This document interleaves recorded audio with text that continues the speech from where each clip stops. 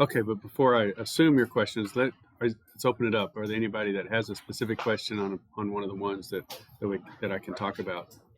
So this is just a little bit of a help session on homework 4, but let's not go too long because we still have a lecture to do. But if you have specific questions, I'll answer them, and then I'll show you the setups for the propagation of uncertainty, just so that you're confident in going into it.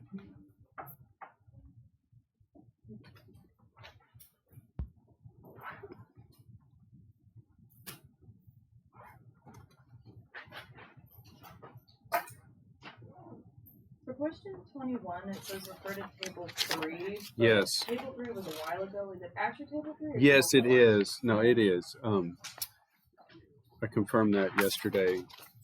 Someone came in and we were talking. So where's table 3? Table 2. Table 3. Yeah. Yeah, so it's the 38 over. Let's see, what is it?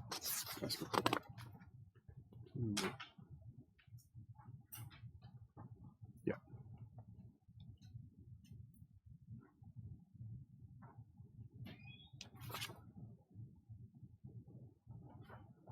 And you might want to, like at least include 2 significant figures so that you don't get caught by the uncertainty.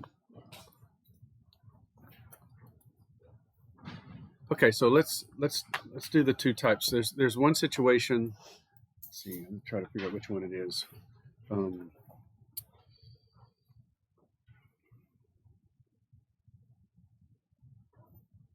Yeah, so look at number 15 if you have it. We're talking about this. We've got this regression equation, and then we're given the endogenous amount of GHB. And so that is given as, essentially that's X in that equation. The X-axis is the amount of GHB, and then the Y-axis is area counts. And so in this case, we're given X and need to solve for Y with its uncertainties.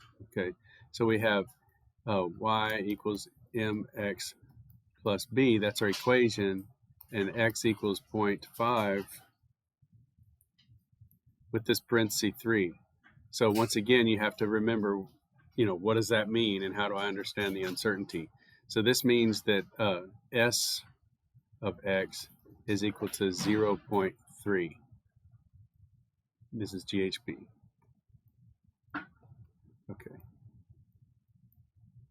And so this is going to go into x. So then in order to do the uncertainty for y, so we want to know, eventually we'll want to know SY, which is area counts.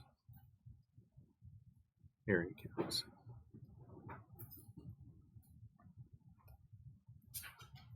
We need to solve this equation with our uncertainty, but also with x.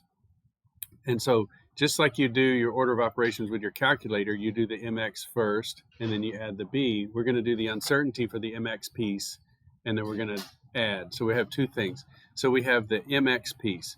So we have mx, and that's the slope, 60, let's see, in this case, 691. Let me go ahead and put the units on there. A, area counts per milligram GHB per liter, okay, times 0.5 milligrams GHB, and so we get area counts. Okay, so that's easy. That's m times x, and then we have to add the b piece. Well, let's do then. We need to solve for S mx. Okay, and so that's going to be mx times the square root, because this is a multiplication and division of each individual piece's relative standard deviation squared. So the individual pieces are Sm over m squared plus Sb, or x, I'm sorry, Sx over x squared. And so now this is where this comes into play.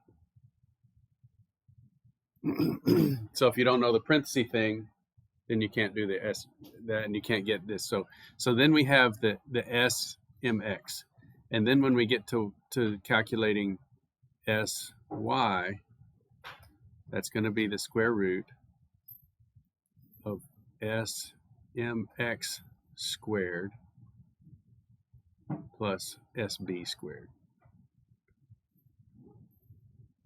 You see how it's still a two-part because we have a linear equation that has a multiplication piece and a sum. And so we have two different ways to propagate that uncertainty, and you just got to do them in pieces. Always follow the order of operations rules when calculating your uncertainties so that you can go through and do the uncertainties of the individual pieces. The other situation would be if we were solving for x, where we have x equals y minus b over m. We would do the numerator first, and we've already done this one. We did the numerator, so we calculated num is equal to y minus b. And then we calculated s for the numerator, and that was the quantity y minus b.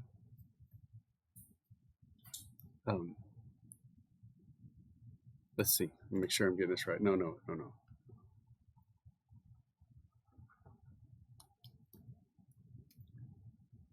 Is sy squared plus sb squared. Okay. And so then now we have s numerator, and we need to solve for sx. So sx is equal to x times the square root. And here we have the relative standard deviations because it's the numerator divided by m. And so it's s numerator on top over the numerator squared plus sm, which we get from the ANOVA table, over m squared. So that's both of the schemes that we would use for the propagation of uncertainty in all of this. So that's just a little bit of a clarification so that you can be confident going into those problems. Questions?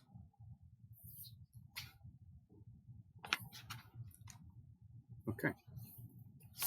Well, hopefully that helps.